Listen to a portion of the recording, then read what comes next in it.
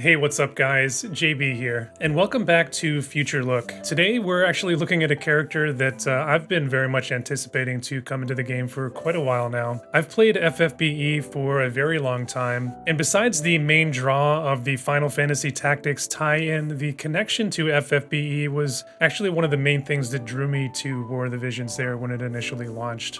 And in that first year of the game, we actually saw quite a few units, that came directly from FFBE, Mediena, Ayaka, Eileen, just to name a few. And after that, we saw new banners coming in with Raegen and Laswell and Sakura. But for the better part of 2 years now, we really haven't gotten any new additions coming over from FFBE outside of a few global exclusives. So I do really love to see that they are getting back to that with Raegen here, who, is an essential part of that game and the story and the lore as well. And in terms of that lore, his element choice of ice, I'd say, is very much fitting, so I do completely get that. But my disappointment with the fire element just continues on, as I was almost 100% certain that Raegen would finally be that 100 cost fire unit that we've been waiting so long for. I will say all is not lost on that front, and we'll talk a little bit more about that in the review. So with that said, guys, let's just dive right into it. So Raegen is going to be joining War of the Visions as a 100 cost ice unit. He has a base 3-1 movement, and he can wear hats and cloth. Starting with this TMR, the base stats are actually pretty decent on this one for a defense trust build. It's rare actually for a TMR to have this level of 15 defense base stat. The effect itself is actually a pretty nice damage buff. It comes with 2 different effects on it, and it's especially going to be nice for a unit like Raegen who can take advantage of all of the effects, if you have time to actually work this buff in. Now moving down into his stats, we are looking at yet another bruiser unit here. Right off the bat, you can see strong HP levels for both base and innate, with that innate value reaching just over 4,400. His base attack is coming in at 426, and that actually has him tied for second overall in the game with several other units, so a very strong base attack value there to build off of. He does come crashing down in terms of his innate value at just 510, as he doesn't actually get any bonuses from his board or mastery to amp that up, so he is only just a bit above average when it comes to his base attack. Now his dex is actually very poor as well, but his luck and agility are, I'd say, both decent enough, as he is squeaking in just a bit above average in both of those 2 categories. Due to that though, we are looking at just a little bit below average here in terms of his base accuracy, although he does actually have a nice passive that he can equip that will actually bring him up to a 185 innate value, and that's actually a pretty decent, starting spot, and he can actually get to a point where he can hit evade, if you invest into it in his build. In terms of the crit and crit evade stats, definitely not an evade unit, enough said. He is positioned though to actually be a pretty decent crit unit. He does actually get quite a few board nodes that amp that up for him. So if you do invest into it in his build, he can actually crit fairly reliably, even despite that poor base dex rating. Now moving up into his mastery ability, he is actually very similar to Perrine with this one. He is picking up some resist and some reaction block, so nothing actually groundbreaking here with this mastery. On the defensive front though, 0 defense, 0 spirit, certainly not what I like to see as sort of a base layer for a bruiser unit. His resists though are actually very, very nice. Slash is coming in at 25%, and then strike and magic are coming in at 20%, so 3 very, very strong resists there. His missile is not too shabby either, coming in at that 10% value, so that leaves him with his only negative value at that pierce damage, which is coming in at a -10. I will say it is very notable to see that big 20% strike resist value there. To this point in War of the Visions, the majority of units actually have been weak to that particular damage type, but I think the tides are definitely changing a little bit with, a bunch of high-powered strike units being introduced into the game. Gumi is finally introducing maybe a little bit more counterplay and sort of guarding against that particular damage. Definitely another interesting note about Raegen is that 20% base magic resistance. Several of the bruisers we've been seeing coming in lately do also have a weakness to magic, so him actually having that nice base value to build off of actually does set him apart from some of the other recent bruisers that have been introduced. Now for Raegen's Transcendence Awakening, he is going to be tagged as a physical frontline attacker, so he will have the standard set of stats available to him here, and you can see those max values there in the table. Now in terms of his level 140 Awakening and the mastery that he's picking up there, he is getting a significant upgrade, I'd say. Definitely one of the better ones that I've seen so far in my view. Here he's going to be picking up 20 healing power, 30% acquired AP, and then the main piece of it is going to be this auto heal back ability that is going to get tagged onto one of his passive abilities. and that will automatically heal back 40% of his HP value, and it will trigger when he reaches 50% HP or below. So right off the bat, with just that 20 healing power, that is definitely going to increase the potency of that heal, getting it up to approximately 56% of his HP pool. And of course, you can even augment that further with Trust Stones. You can potentially get another 20 healing power on top of that. So I will say it's very nice that he has this perk just natively. It's not something that he has to buff on. He's just going to have that automatically as he rolls into battle. All right, moving on to passive abilities and counters here next. And starting with this first passive, this one is just excellent. 24% attack, 40% slash and defense penetrations on top. And as we just mentioned, at level 140, this does get an upgrade and it's going to add on that heal back ability. I really can't imagine ever taking this one off. It is just an insane passive. Now, building off that first passive, I think that there are probably only just a couple of real viable options. I'd say you either are going to be building him up for his accuracy with that Nightblade passive, or you can sort of build him up with bulk with that unique passive that he has there on number 3. Now, I do really like that third passive. It is going to add to his bulk with that element chain resistance, as well as the additional damage type resistances there on top. And my general understanding of how that chain resistance works is that you're essentially muting or cutting into that escalating chain modifier by that specific percentage. And this is actually an all-new mechanic for War of the Visions that we did see debut recently with the Full Metal Alchemist collaboration with Alphonse Elric. Now, personally for me, I do always like to lean into that accuracy and have some modicum to be able to hit, high evade units. In my view, Raegen doesn't really have a viable 100% hit that he can fall back on. He does have one as part of his monk subjob, but it is just a very low modifier and not that great of an attack in my view. So with that in mind, I'd say it is very important to at least be thinking about his accuracy and sort of the matchups that you're seeing in the meta, and definitely consider this one, if you need it. Otherwise, though, that third passive, I'd say, is very, very strong, and it is building up that slash and strike resistance even further, making him very, very bulky against those two damage types. For counter abilities, I'd say he only has one worth using, and it is an all-new one from his new unique job, and it is a very, very powerful one in my opinion. It has an incredibly high chance of proccing off at 70%, and when it does go off, it will reduce the damage taken by 20%. Now, the catch there is that it only works on two specific damage types, and it's kind of a theme here for this unit. Again, it's going to be that slash or strike damage. So with this counter here, on top of that general bulk that he has against those two damage types, it definitely is sort of cementing a specialist role for this unit, on top of maybe some more general uses that he can have in the game. All right, so let's dig into his skills here next, and let's start with his buffs. His self buff is going to give him 2 casts of Immortal Spirit, and while that courage is active, it is going to have 2 additional quality of life effects. It is going to come along with a 50% reaction block and a 33% reduced AP consumption. Now, Immortal Spirit, as always, is a great perk to have, but there are just so many counters for it now, whether it is explicitly, dispelling that status or whether it is a follow-up attack. But considering Raegen does also have that auto heal back ability as well, I do think that this is a pretty strong combination along with that. Now, in terms of Ragen's party buff, similar to Sakura before him, he is coming in with an elemental resist buff, and his version is going to provide ice, wind, and dark resist to both himself and the party. Really nice survivability buff here, especially when you consider that he is buffing himself up against maybe 3 of the strongest elements in the PvP game, at this point. And both of these buffs that he has here being more survivability focused, I'd say really feed into that foundation that we saw in the base stats. This guy is just going to be really tanky and hard to take down, period, no matter what you're throwing at him. Alright, so let's move on to his attack skills here next, and skill 1 is going to be his low AP finisher attack. It is a straight line, range 2 with a range height of 1. It has a low 121% modifier. Now, prior to the damage coming in, it will break the target's defense by 25, so this actually will hit surprisingly hard for a 16 AP skill. Now, skill number 2 is going to be a range 3 on the target square, getting up to a range 4 on the cross AoE. It is a medium 165 mod, and it is coming along with 2 additional effects prior to the damage. First, we have an escalated modifier if the target is either wind or ice, which will pull it up to a 225 mod against those particular elements. And then second, it will also dispel courage from those targets as well. Now, you will also notice on the skill here that the icon is a fire/attack. So again, similar to Sakura here, he does have access to multiple elements in his kit. And this is actually the first unit that we've seen have that in quite some time. So that is another very cool aspect about this unit. And if you know about Raegen from FFBE, I'd I'd say this is very much expected for him, and I'm glad that they did implement this.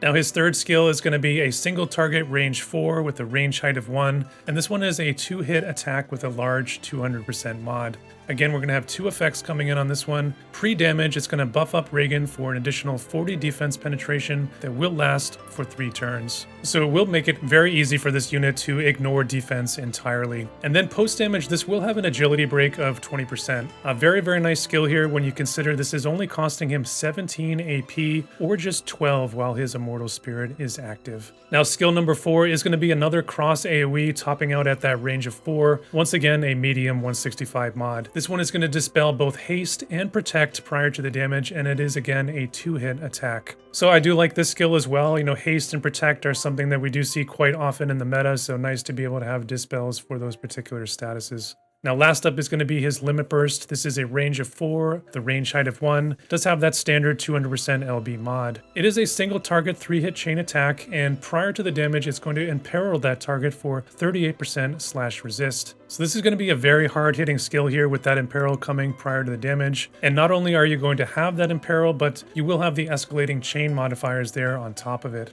So this skill, of course, is going to be excellent for both guild raids and PvP alike. So as expected for a 100 cost unit, the kit is looking pretty strong here. We are a bit limited in that range though. He is topping out at just a range 4 here in the main kit. But we do have a pretty nice mix here of both single target and area of effect attacks. Although notably, this is the first 100 cost character we have seen in some time that does not have access to a large diamond AoE in his kit. He is actually just limited to those cross patterns here. It seems maybe he's trading out those larger AoEs maybe for a bit more utility here in the kits. But the one thing I am really missing here in the kit is a barrier break, so that is definitely one thing that can potentially slow him down a bit in battle. Alright, on to Raegen's sub-jobs here next, and starting with the main job sub, he is picking up 2 additional attack skills. Skill number 1 is a short range line AoE getting up to a range of 2, has a medium 165 mod, and it does come in with a 25% chance to frostbite. So this is a decent enough skill. I think though that there are much better options within the ice element to sort of get out that frostbite status on the enemy, especially this one with just that very limited range on it, and Raegen probably not being a character that I would consider running at high faith either. Now skill number 2, I do like it a little bit better. This is actually a second fire element attack, and it's going to be another straight line attack. This time it is a single target with a range of 3, and this one will reduce the healing power of the target by 50. A very nice utility to have in the current state of War of the Visions. There is just a lot of sustained healing, a lot of auto heal back abilities that are coming in, so this does help cut into that significantly. So it's a decent enough sub kit, but I think he actually does have better options to use, especially when it comes to that healing down debuff that we'll actually look at here in a moment. Now Raegen, he is getting the Monk and the Nightblade sub-jobs. I do like both of them for different reasons. In terms of Monk, for starters, he is going to get access to that store buff, which is that huge 150% attack steroid. And then on top of that, he does get Surge Strike, which is that guaranteed hit that we talked a little bit about earlier. Now that one is just very limited in its range, coming in at just a range of 3, and it does have that very low 121% damage modifier. Maybe it could be nice insurance though if you have built Raegen up for a bit more bulk and haven't focused at all on your accuracy. Now lastly, he is getting the Chakra skill from Monk, which, you know, post-job upgrade, I do actually like this skill quite a bit. It does come in with a flat 40% AoE heal, and then is also tacking on a regen effect there on top of it. Now in terms of autoplay, I'm not 100% positive if the AI would look to use this maybe at the beginning of a second strike in Guild Wars, for example. Something that I'll actually need to test out, you know, when he does get released. Super nice though if he would prioritize it, and, you know, certainly could be a nice manual play option there. Now Nightblade, I think, is the overall general use best choice. It does give him access to a couple of more area of effect skills here. And Maiming Slash in particular, it does help out his lack of range there in the main kit. This one does get up to a range of 5 on the cross AoE. And not only is it going to reduce counters completely, but it does actually reduce healing power there in the AoE as well. Now, if you were to use Nightblade, it is going to be limiting him to slash damage only, but, you know, with his starting penetration values, I don't really think that is a huge negative for this particular unit. So the week following Raegen's release in the game, he did get a new job-based vision card. Taking a look at the stats, pretty modest, you know, base stats here in terms of HP and attack value, but it does have a nice 3 agility there. Now for a bestowed effect, we see something that we've been seeing on quite a lot of cards lately, and that is that 10 area resist. So if you do stack that with a party area resist card along with Raegen's self buff, he will be able to reach a 50 area resist there in battle. The party effects here are very interesting though. They are mostly defensive focused, and this is going to be our first vision card that is giving that elemental chain protection that we talked a little bit about earlier. So if you were to stack this card with the passive that Raegen has, he would be resisting 76% of the escalating chain modifier. This is going to net him even more slash resistance, and then finally that 20 crit damage there on top. Now moving over to the units that can actually leverage the card, what we have here are going to be gun classes, as well as the knight and red mage sword groups. So it's a pretty eclectic group of units here. You know, maybe you could combine him with Alaya there within the elements. Scanning through the other units though, there certainly are some interesting combinations. I think I'm most intrigued though by that Bradley connection from Full Metal Alchemist. I think that Raegen and Bradley's utility packages actually complement each other very, very nicely. And eventually we will get a Dark Esper vision card that will allow us to combine the ice and earth elements. So I do think once we have that Dark Esper, these two units could represent a very, very strong Wombo combo.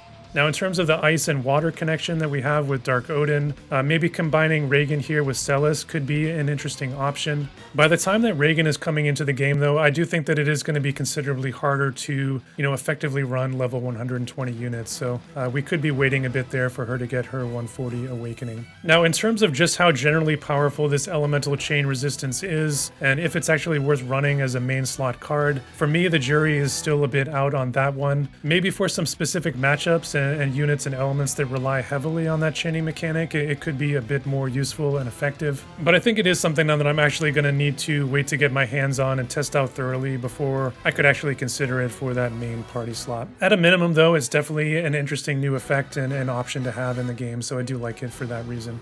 Now we will be getting a brand new weapon alongside Raegen, and I have this sword roughly translated as Blue Glacier. Now at this point we just have so many sword options in the game that it is becoming quite staggering. This one though, I'd say it is a pretty interesting new option. I am highlighting the crit version for this one, and that's just to potentially take advantage of that crit damage effect that we were looking there on the vision card. And this particular version of the sword is going to give that 26 crit value there in the base stats, which is pretty substantial. Now the unconditional passive on this one is going to be 20 defense penetration, something that we've seen before on the spine blade. It does have 2 additional conditional effects here on the sword though, and these passives here are going to be for ice and fire units only. And those are going to be 20 slash resistance penetration, as well as a 20 CT effect when you hit a 20% HP threshold.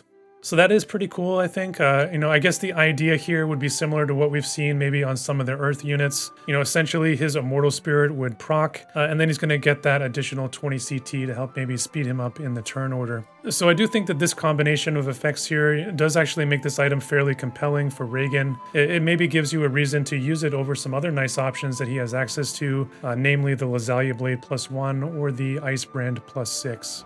Alright, flashing over to our timeline here for 2023. Of course, here in Global, we have just seen Perrine come through, but there's not actually a lot that we know about coming in here on the short horizon, other than Rurugia and perhaps a new Addison Rae unit. Now, I'm not going to rehash that 3rd anniversary here today, all that much. We have talked a little bit about that in my last couple of videos. But in terms of unit cost, 100 for this year just appears to be the new normal. As you can see in the picture, Raegen and now Vega, the new Lightning unit that just came out on JP, we are looking at 9 cost 100 units and just 3 90 cost units over this 4-month span. Now, perhaps they will look to course correct that here after Vega's release. We'll have to see that in the weeks to come. Maybe some modicum of silver lining here, though, is that, 3 of those units are going to be joining the permanent pool. Raegen, Amnelis, and Wingstern are all going to be part of that general pool of units for us. Unless something changes there, though, it is a bit of a tough pill to swallow. Even for Wales to pull all of these units, it is going to be quite a tall task, especially when you consider on top of that just more shards being needed for these 100 cost units in general. We are getting quite a few legacy unit awakenings kind of peppered in among these releases, and many of those units are actually quite viable and usable in the meta, so maybe all is not lost there, in my view. Raegen, though, coming in certainly does help against that latest power bump for winds, but it does seem that Gumi is laying the groundwork here, as they move past strike. Maybe slash damage is looking to be the next damage type that they look to prop up with vision cards. Currently, slash-based VCs, are very fragmented and lacking in numbers, just because of the sheer number of slash-based jobs. But after 3 consecutive, high-powered 100 cost slash units here in Bradley, Raegen, and Vega, I do imagine we are going to be seeing more cards following suit here in the months to come that are going to allow us to more optimally put those units together and create some interesting slash parties. Definitely something to keep a watch out and look at here as we go forward. All right, guys, on to a mock build, and I did want to do kind of more of a fun build here today with Raegen coming into the game. One of the things that I really wanted to do was pair him up with Rain and Laswell. I think that idea is super fun. I did actually attempt to do it in a number of ways, but I just couldn't get it to work with a party that I was really happy with that would also be sort of a viable and useful team. I think eventually we could get to that point, but we'll just need to wait until more job-based VCs are available in order to link them up and sort of put them together in that sort of party. I was, however, able to put together a pretty nice combo here for an anti-wind party pairing Laswell and Raegen. And then I opted for Freyevia there in the middle as sort of my tank support hybrid. And that, of course, does complete that FFBE connection there as well. And again, the build goal for this team is going to be as an anti-wind party. I think in or around the time that Raegen is coming into the game, people will have built up their level 140 Tifas and Edward Elrics. Maybe some Lisals will be peppered in there as well. So wind will certainly be alive and kicking. I think that we will see those kind of teams in Arena, maybe even in some Guild War teams as well. So this team that I put together here today is kind of a hard counterweight for those sort of teams. So here for equipment, I am going to use that new sword that we looked at for the increased penetrations. I'm using the Alex ring there for the all element resistance, and then we'll take the accuracy there on top of it as a bonus. Now for an accessory, I am using Bradley's TMR. It's just an insane TMR, guys. It has 2 casts of self-haste on it, but even on top of that, it does have decent, well-rounded space stats there as well. Now for an Esper, I am going to be using Fenrir here today, and I'm using this for the combination of wind resist, slash attack, and attack percentage. And then it does have some magic resist in there thrown in for good measure. Now for vision cards here in the builds, I am going to be using Dark Odin and Fenrir here on Raegen for the attack and single target resistance. On Freyevia, I'm going to be using her unique vision card for the slash and wind resist, as well as the innate hate that's going to add on top of her. And then I'm going to have Freezes there in the sub slot for the HP and ice attack. And then finally on Laswell, I'm going to be using his own vision card for the agility and human killer, and then Snow's card in the sub slot for that defense pen and additional wind resistance. Now moving down into the trust stones, for any anti-element build, I always prefer an HP trust set just to build up that element resistance as high as I can. And then I'm going to mix in some damage type resist passives that wind is actually very strong with, along with the wind resistance itself. For the offensive trust set, we are going with an agility set, and since we do have the penetrations already covered on our weapon, we do have a couple of utility stones here with the acquired AP and Dex, along with the reaction block and healing power. And then finally, the 2 offensive bonuses there are going to be that attack percentage and ice attack. So overall here in the build, you can see we have hit a 67% wind resistance on both Raegen and Laswell, and then Freyevia will actually be sitting at a 79%. And she, of course, is going to be able to reach a null wind status once Raegen is able to buff her with his party buff. So definitely more of a fun party build here to sort of match up these FFBE units, but certainly also could be very functional and perform very well for what it is designed to do. If you are interested in checking out this build, as always, I will put a link to it in the description below. So what is my verdict today on Raegen? Starting with the positives, this is a very tanky unit and he will not be easy to take down. He accomplishes this through various methods, including access to Immortal Spirit, auto heal back ability, and high innate HP and resistances. And he will be especially difficult to take down, especially if he is backed by any support. Now Raegen is also the first unit coming to the game in some time that has access to multiple elements in his kit, having both ice and fire elements at his disposal. This allows him not only to counter wind very well, but also to counter his own elements in ice. Now, along with that, he is bringing in some nice utility options to the party, including multiple breaks and imperils, while also being one of just a small handful of ice units who can deal with the courage mechanic as well. Now, he's also no slouch when it comes to damage, bringing a very high base attack value and access to large damage modifiers in his kit. Now, on the more negative side, if you do focus too much on bruising and survival with this unit, his accuracy is very much middle of the road and will be exposed by evade units. He does have a 100% hit in his monk subjob to help mitigate that. However, it is just a single target ability with a low damage modifier. Now this unit's attack range and range height can also be suspect, especially when you opt not to use his Nightblade subjob, with Maiming Slash being the only skill in its entire kit which can get up to that range of 5. While this unit's overall utility package is quite strong, he is notably lacking when it comes to a barrier break or any way to deal with re-raise on the opponent. So definitely 2 areas to look for in another unit to complement him. And lastly, while this unit is extremely tanky, the best way to get to him will be that pierce damage, whether it is physical or magical, as not only is he weak to that damage type, but he does lack when it comes to base defense and spirit on top of it, or any barrier of his own for that matter to help deal with that particular damage. Overall though, in Raegen, Ice is getting yet another great option on its roster, and I think this is a unit that will have a lasting and noticeable impact on the meta, as his mitigation is really flexible and he can actually be built to counter many different styles of teams. And while he does have some weaknesses here, I think that they're all very much manageable and actually can be worked around in the grand scheme of the game. Alright guys, so that is our latest FFBE addition to the game in Raegen. Speaking frankly, I do feel like it is a bit of a missed opportunity for Gumi not to bring more of these units into War of the Visions. I think that a lot of people have been kind of waiting for them to do that and bring some of their favorites over into the game. Especially with how the game's roster initially started out with several FFBE units right off the bat. Like we said though, this guy is going to be a true bruiser in the game. To be honest though, we have been seeing quite a few of those as of late. Although I do think that Raegen does set himself apart from them, just a bit by not being actually weak to that magic style damage. Cool enough unit though, I do like dual element kits. Again, something that I thought they actually might be taking advantage of a little bit more often. So with that said guys, I want to know how you are feeling about this unit. I also want to know who you think is actually going to be the next FFB unit that they decide to bring into the game. Is it going to be Hio? Is it going to be the Veritas of the Lights? Or will it be someone else entirely? Definitely let me know in the comments down below. If you enjoyed the video today, hit that like button. It really helps me out with the YouTube algorithm. And if you like what I'm doing here on the channel, hit that subscribe button if you want to see more.